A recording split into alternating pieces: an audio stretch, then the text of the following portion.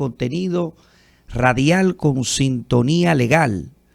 República Dominicana Legal Radio les da las bienvenidas para que ustedes puedan disfrutar de un contenido jurídico novedoso, acucioso, pero también con ese toque social para que las noticias jurídicas de la semana, los acontecimientos que suceden, puedan ser debatidos en un idioma o en un lenguaje comprensible.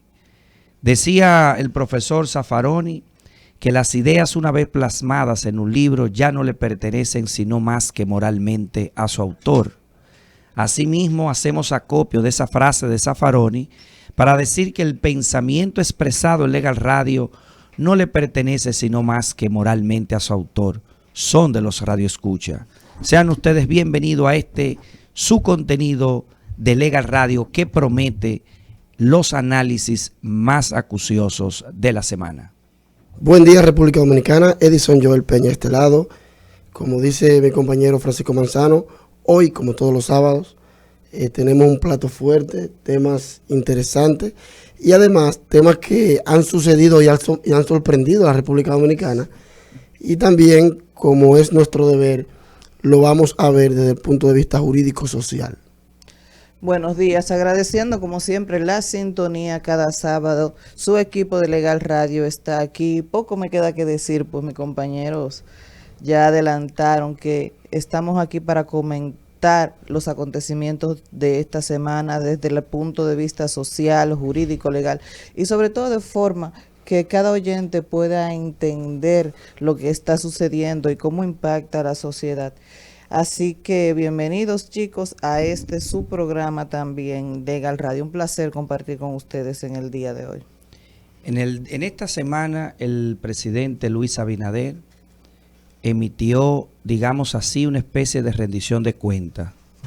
A 24 meses, digamos justo a la mitad de su mandato de 4 años constitucionalmente elegido por el pueblo dominicano, estableció una serie de metas, logros y propuestas de la que en la época de pre-campaña y en la campaña electoral había prometido al pueblo dominicano. Esa rendición de cuenta o explicación que no está obligado constitucionalmente sino a hacerlo el 27 de febrero, el Poder Judicial el 7 o 8 de enero, y así las demás dependencias de manera anual deben de hacer una rendición de cuenta. La rendición de cuentas no es una obligación del mandatario, sino un derecho fundamental del manejo de fondos que tiene el pueblo dominicano. Cuando elige a sus representantes en una democracia participativa constitucional, esa rendición de cuentas debe de darse, porque la democracia no debe de solamente limitarse a la votación de los ciudadanos como un deber constitucional y como un sufragio. El presidente Luis Abinader tiene logros que exhibir, retos para los próximos 2 años y la construcción de terminar un gobierno constitucionalmente y optar por una reelección o un periodo adicional de 4 años más si el pueblo dominicano así lo entiende. Yo creo que el presidente Luis Abinader tiene varias cosas que quiero destacar que pueden ser loables. Diríamos que por primer lugar el manejo de los fondos públicos dirigidos en una pandemia. Recordemos que gobernó en un estado de emergencia, en una situación de vulnerabilidad no solamente local sino también internacional. Eso hizo doblemente una exposición de un gobierno que, tomando las riendas por primera vez, un partido de gobierno completamente joven, porque el PRM no tenía experiencia de Estado, y él condujo los destinos y asumió con todas esas dificultades de organización de un partido, organización de un gobierno y en un estado de excepción. Creo que nadie discute que el manejo de la crisis sanitaria que dio el presidente Luis Abinader fue loable y fue palmariamente aceptable. También el manejo de la crisis económica que como consecuencia COVID, post-COVID, generó una desaceleración de la economía. Es decir, la economía no solamente no creció en el ritmo que acostumbraba, que era un 5% del Producto Interno Bruto, que cada año aumentó y que estábamos punteros en Latinoamérica, sino que decreció a niveles que históricamente nunca había sucedido. Aún así, la República Dominicana pudo acceder a créditos, a bonos internacionales para poder inyectarlo en el país. La tercera razón es lo que él ha enarbolado como la independencia del Ministerio Público. Es difícil ser coherente. Lo más fácil es montarse en la ola de cualquier discurso y cambiar. El presidente ha sido coherente en no interferir en las investigaciones, en todo lo que tenga que ver con el rol del Ministerio Público en su labor investigativa, en los casos que sean sindicados de corrupción y en los casos de cualquier naturaleza que se vea un funcionario. Eso le ha costado un peso y un costo político. Y un costo político muy grande para mantener esa coherencia. El presidente Abinader tiene también retos para concluir con esa parte del discurso. El presidente tiene que coaccionar la voluntad política y dirigir a las reformas que el pueblo necesita en el plano legislativo. Necesitamos la aprobación del Código Penal, necesitamos la revisión del Código Procesal Penal, necesitamos que nos dote de un Código Civil actualizado donde incluya la subrogación de los embarazos, los vientres de alquiler, la alteración de los nombres y apellidos, un régimen de herencia en el cual se basa en testamento y luego en la saicín hereditaria o digamos la reserva hereditaria como mecanismo en el cual no se haya elegido el testamento. Necesitamos un código de comercio que sea utilizable, una jurisdicción comercial. Necesitamos nuevas leyes en temas de seguridad ciudadana. Necesitamos una intervención y que se sindique y ya se analice seriamente lo que por más de 14 años venimos discutiendo, que es el desarme de la población civil. Tiene un reto económico, tiene el reto de manejar los subsidios. Ese golpe dará lugar a que los próximos 4 años, no importa quién lo gobierne, tendrá capacidad de un 75 a un 80% comprometido en intereses y en pagos de derivados, en pagos de subsidios y en préstamos. Y ya la capacidad de endeudamiento del país en los próximos 4 años será de un 10% y luego para el próximo cuatrenio será de prácticamente nada, sino renegociación de deudas y ver la posibilidad. Ese endeudamiento preocupa, señor presidente. Haga la observación porque el dinero que se va solo en subsidio es un dinero que no está siendo invertido, sino que simplemente va directamente al zafacón del recuerdo. De manera que felicito al presidente por haber rendido y, por favor, la seguridad, deslucir. Él está hablando de un progreso, está hablando de un logro y sale alguien y se le acerca y le dice: presidente, no hay trabajo, estamos desesperados, hay hambre, usted me prometió un trabajo. Un discurso de una inversión de más de 15 millones en un montaje, viene y se desluce. Y al otro día los detractores, viene una muerte de un diputado. Entonces la gente comienza a buscar políticamente que dónde está ese país que él menciona. Ciertamente es una rendición de cuentas de los logros. No puede pedírselo a un presidente que vaya a decir las cosas que no ha logrado, sino tenerla a posición a contrario. Yo solamente quiero agregar que, como bien dice Manzano, para diciembre del año 2019, el entonces candidato a la presidencia y todos los candidatos existentes en este momento tenían un plan de gobierno que iban a aplicar una vez resultaran vencedores el año siguiente. Pero nadie, ninguno de los candidatos y en ningún país, sobre todo los que se encontraban en ese momento en un proceso electoral, predijo el impacto del COVID-19. Es decir, el COVID-19 sorprendió al mundo. Sorprendió al mundo. Y recordemos que en marzo del año 2020, el 19 de marzo, si no mal recuerdo, el país básicamente cerró completamente. Es decir, que si tú tenías un plan de gobernar y tú podías exhibir algunos logros en un tiempo determinado, tú tenías que readaptar tu agenda ahora y convertirla en una agenda que permita, primero, evitar la cantidad de muertes producto del COVID la mayor posible.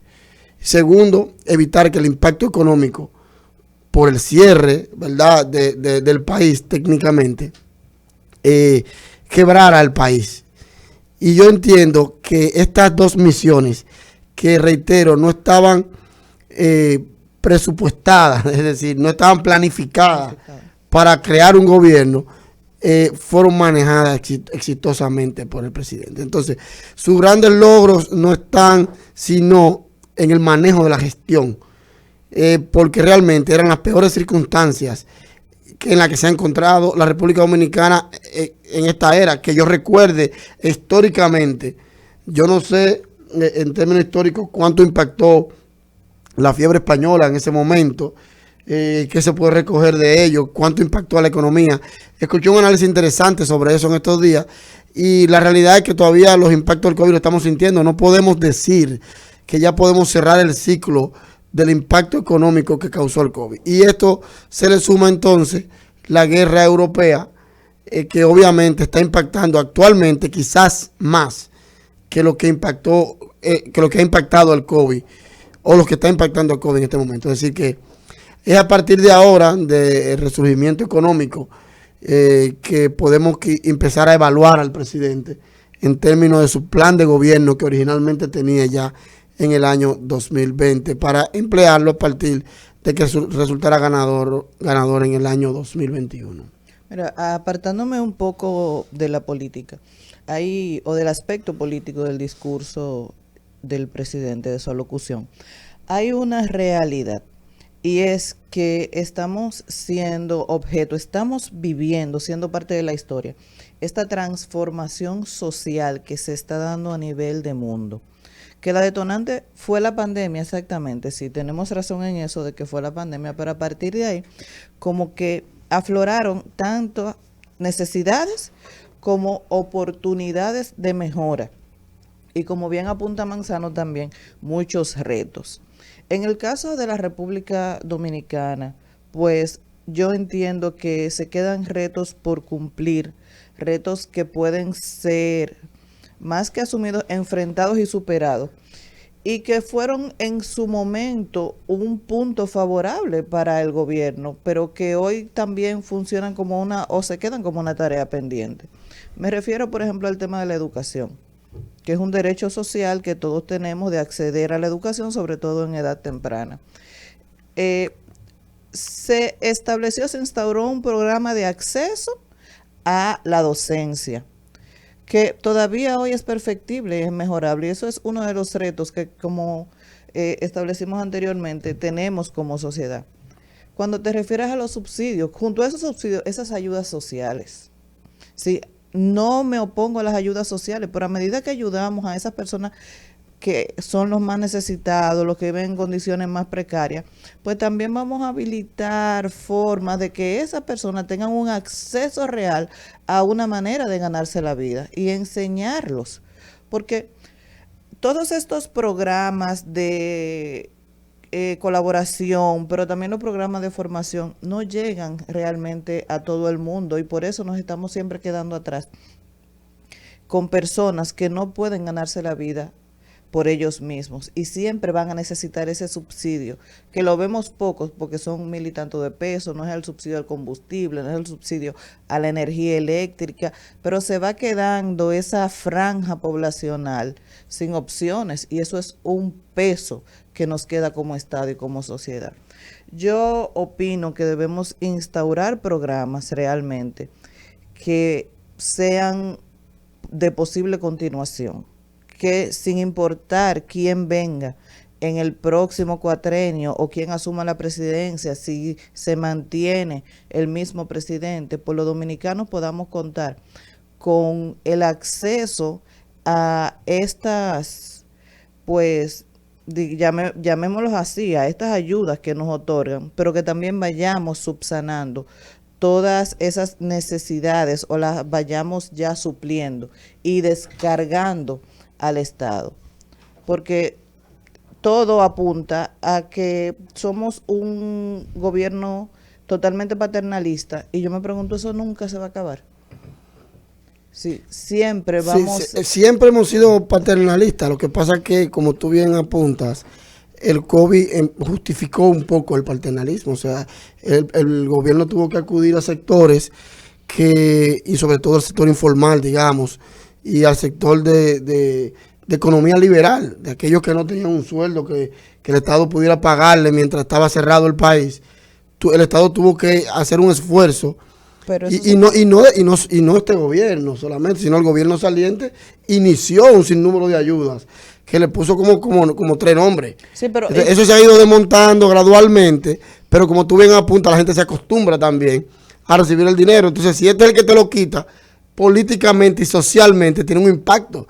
Que yo creo que ese desmonte debe ser gradual y a propósito de una estrategia, ¿verdad? Que vaya sustituyendo esa provisión. Fíjate que no te he dicho que estoy en desacuerdo. Lo que te estoy diciendo es que si tú a mí me facilitas, sin yo hacer nada, una cantidad mínima de dinero para que yo pueda tener acceso a comprar lo que el mismo gobierno me ofrece, por ejemplo, a través de INESPRE, cónchale, pero dame una oportunidad o enséñame también a cómo yo puedo ser productivo. No solamente son las MIPYMES, que entonces dentro de las MIPYMES se abre otra categoría porque, bueno, hay personas que no pueden ser MIPYMES, hay personas que lo que pueden tener es lo que pueden ver de fruta en su casa, o hay personas que lo que saben es hacer pan. Vamos a hacer planes para esa gente, pero no solamente ahora, sino que eso se pueda continuar, porque es que no, mira, el producto no puede ser el cerebro del ciudadano, sino que tenemos que trabajar realmente por el bienestar del ciudadano.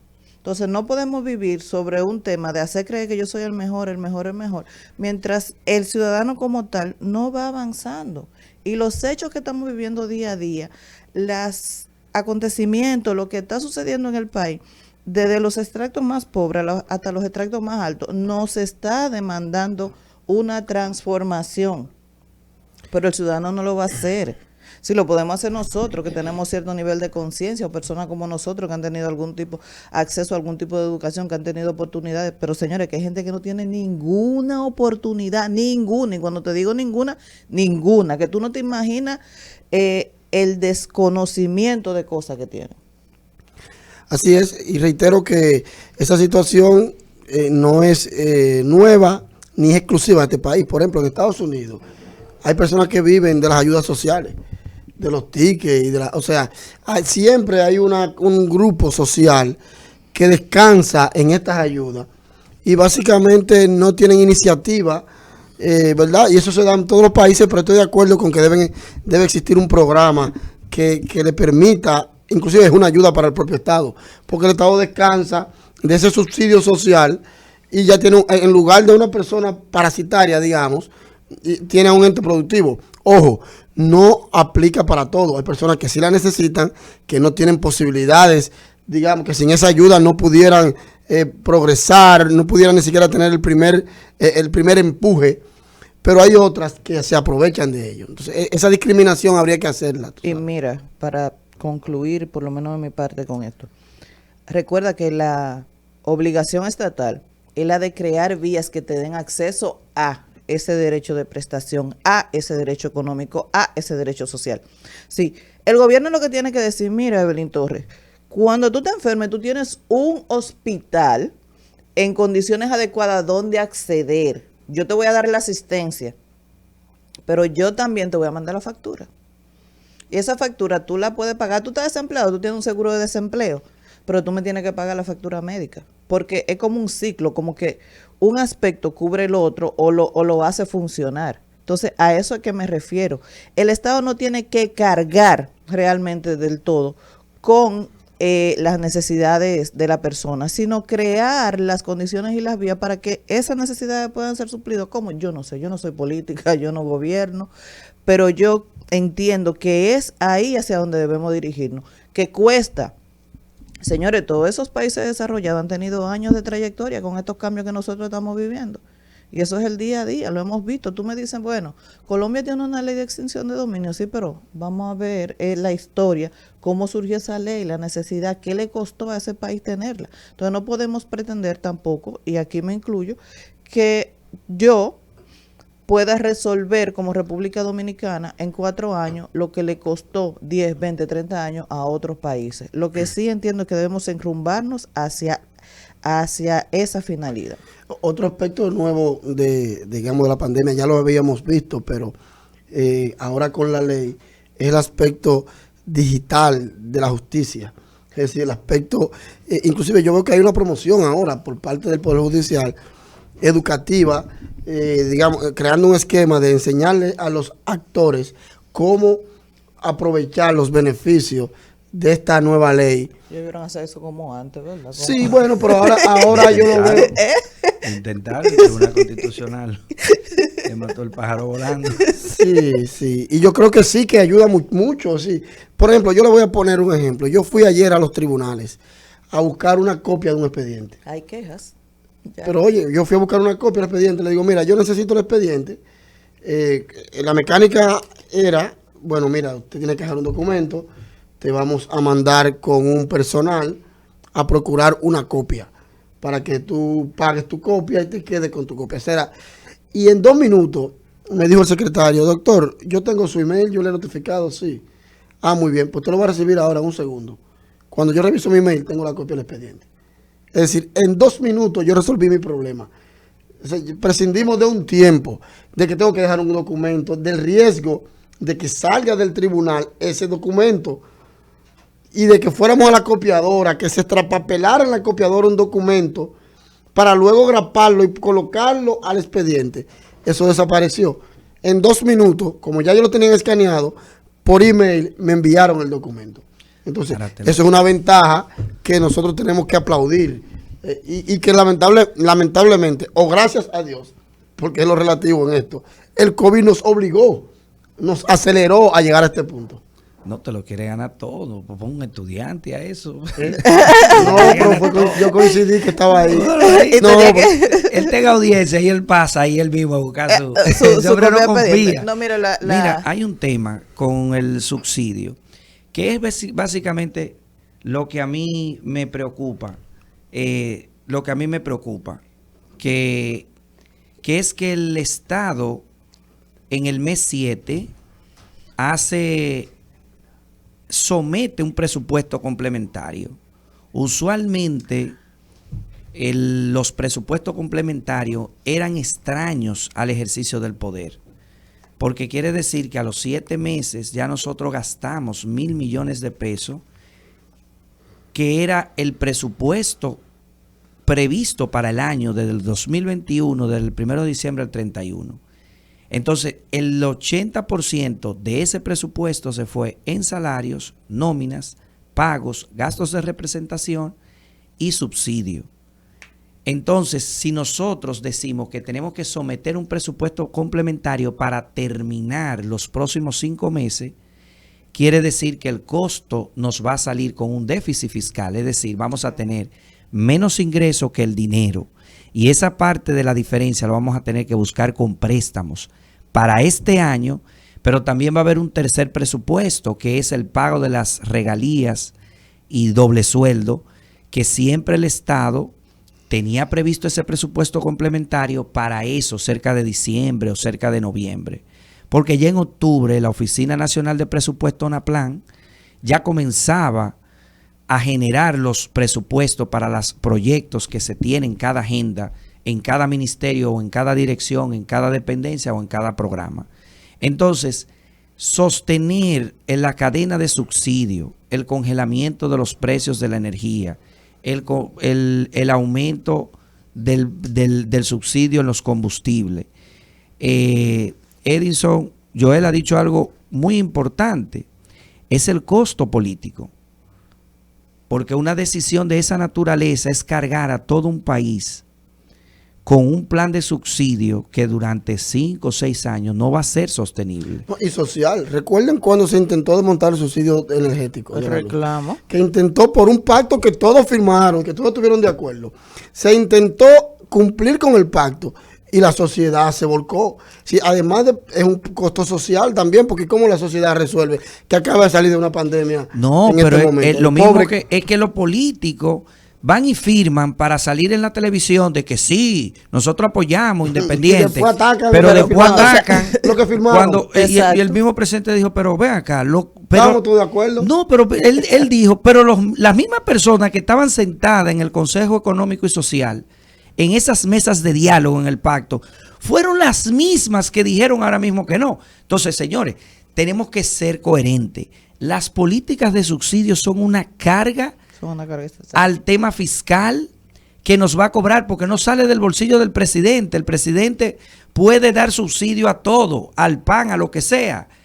Es el pueblo dominicano que al final, con una inflación garrampante, con una pérdida del valor económico del peso y con préstamos, que va a necesitar una presión fiscal que va a impedir que las empresas se expandan, que hagan nuevos empleos, porque las empresas van a reducir costos, y donde el primer costo que tú reduces es en empleomanía, para contratar empleomanía nueva que sea de mano de obra más barata y más cualificada y más joven.